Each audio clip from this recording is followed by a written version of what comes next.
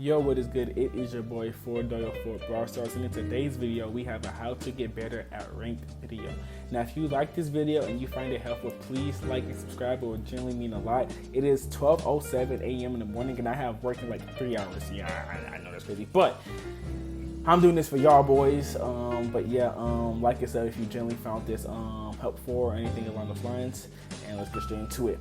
But before we do get into it, I also did want to explain that I am legendary too. I used to be hard stuck mythic before I quit the game, came back to the game, actually started to learn how to get better, and then I actually reached legendary 2 pretty quick. So I'm not no pro or anything crazy, but this is what I have personally experienced and what personally helped me to get from like hard stuck mythic to like legendary 2 in like basically so fast, right? Now starting off with aim, right? We're gonna get to the basic stuff. Aim is very important basically in any game that has shooting, right? But it also is pretty difficult to master, especially if you're solo, right? So the best way I would say to try to get better aim is by having a friend, or if you can't find a friend, then go into the Brawl Stars Discord server and probably try to find somebody that'll help with 1v1s. But if you can't do any of those, then the best thing I would recommend is try to go on the most open map and just try to use sharpshooters like Colt, Rico, Piper, and just try to practice your aim. And same with movement too. Both of those things can be tied in one with basically just core mechanics of just getting better at the game. Obviously, it comes with time and it comes with a lot of time and effort, but it's generally worth putting in the time and effort to get better at aiming and movement.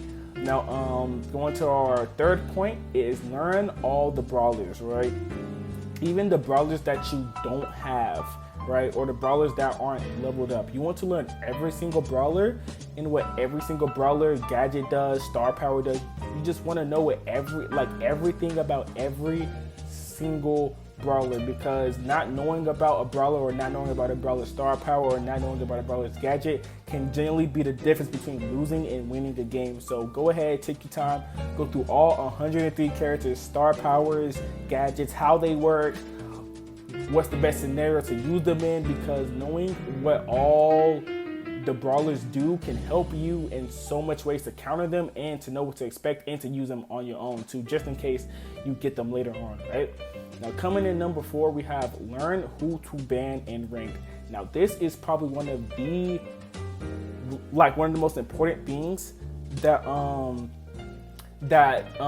you can learn how to do, right? Learning who to ban is very important, right? Because it really just goes more than just, oh, who's OP, so I'm gonna just ban this guy, right? It's really more to just who to ban. And what helped me in banning is I think about these really 2 main things, right? Or 3 things, right? Who is just the most annoying that I don't have and that my teammates aren't going.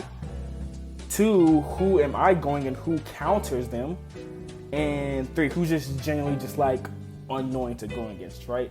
Now, let's just say we're playing Heist, right? I usually ban Chuck, but before I ban Chuck, I wait to see if any of my teammates are gonna try to pre-pick Chuck.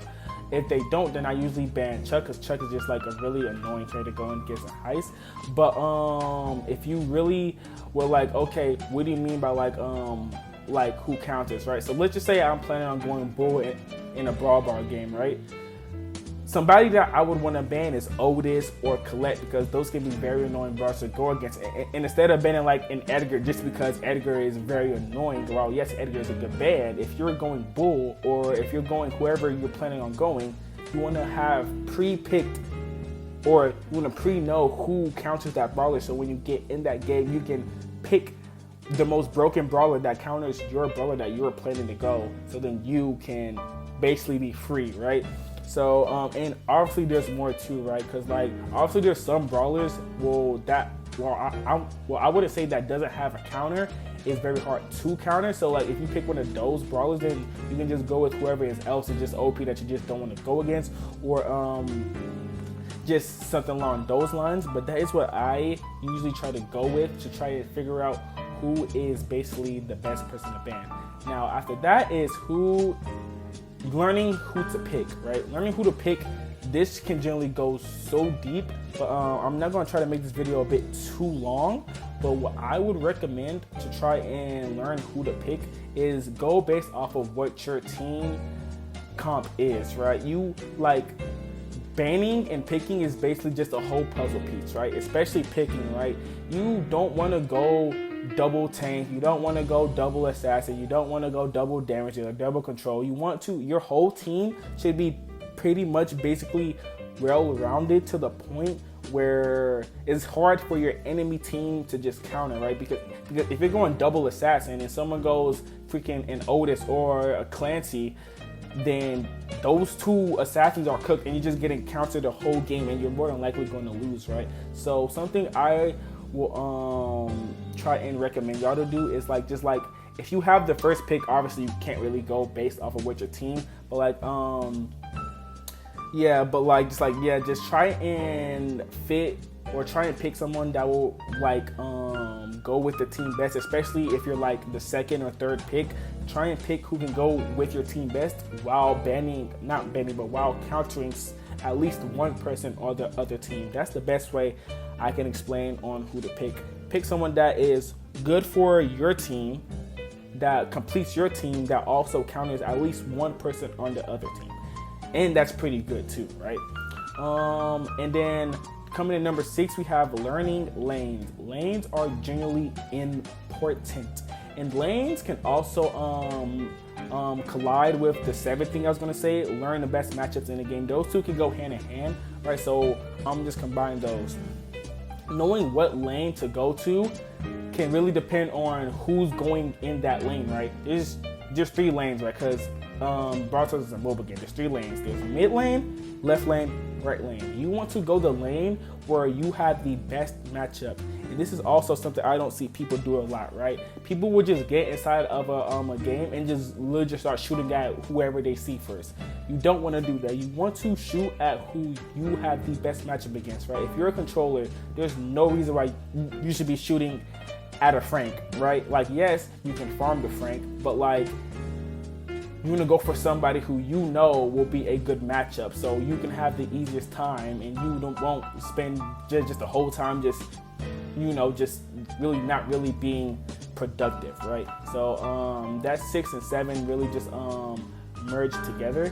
Now 8 is keeping up with meta brawlers. This is very important also. Keeping up with who's meta is very important right now. Obviously it's very hard, especially if you're free to play, to have every single brawler maxed out. Sorry if there's like a little cut. I had to like record some more footage because I was looking around the time. But yeah, but obviously if you're like free to play, it's really hard to like have every single meta brawler just like in the game. But you want to try your best to try and keep up with who is meta. And the best way I would say to keep up with who is meta is by looking at Ash Brawl's page. He always posts like an updated meta tier list for like the latest updates. Go look at that. Upgrade the brawlers that are like really different from each other, right? Just don't upgrade all assassins, all throwers. Upgrade people that are in different classes, so you have more of a diverse roster when it comes to ranked, right? And number 9, this is have a aggro on your team, right? The meta right now is very aggro heavy, right? Even if it's like an open map, right? Like, I'm not saying go aggro like on an open map, right? But like, if it fits, bro, right? But like, if it's like obviously like not an open map, you want to at least have one aggro, like one assassin or one like rush tank on your team, right? It's very important because, as I said, the meta right now is very, very, very aggro heavy right now, right? And having an aggro on your team can prevent somebody else from having an aggro on your team actually just dominate your team. Because there's been so many times where if I had a team that had an aggro and the other team didn't have an aggro, we just absolutely slammed. Or if my team didn't have an aggro and that team had like one aggro, we got absolutely slammed. Having an aggro on your team is very important, like very important, especially if it's like not a long range map. But even then, long range maps, you can still go certain aggro brawlers that'll still do very good, right? Then number 10 is play as a team. I really can't stress this enough. People don't play as a team, and playing as a team isn't just like, doesn't always equivalent to in-game. It can also equivalent to who you pick to, right?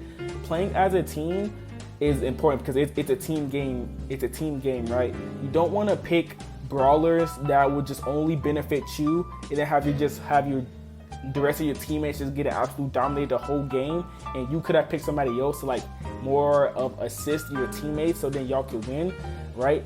Because like you can go like 15-2, but you can still win the game, right? That 15-2 isn't worth nothing if you don't win the game, right? So just think about, like, before I pick this brawler, is it really good for the team, or like who do I need to pick so my team doesn't get counter, right? Like if you see that the enemy team is picking brawlers that counter your other teammates, and like you have last pick, go somebody that can protect your team or can counter the counters, so then it can always be a smooth game, right? And then number 11, stop always blaming your teammates, right? Now, obviously, sometimes teammates are just going to be absolute stupid. Trust me, I know. Trust me, I know, right? And sometimes it's just nothing you can really do. You can pick the best picks. You can play as best as you can, and your teammates can also have good picks. It just, you know, at the end of the day, people are human, right? People are human. Nobody has every single game is a, oh my God, that's bad grammar, but not every single game everybody has is going to be a absolute just banger game, right? Everyone has bad games. Everyone has good games. Stop blaming your teammates. Learn what you could have done better. Learn, just basically, just like try and like, before you blame your teammates, say, hey, dang, how could I have played this better so my teammates wouldn't have been in this position to play so bad, right? That's basically it. That's the end of the video. This is low-key sort of rushed, and as I said, I do have a script, but not like a full script. It's just like everything. Like I just wanted like the points I wanted to talk about. If you have any questions, like and sub. And yeah, that's basically it. I catch up. What's in the next one? Peace.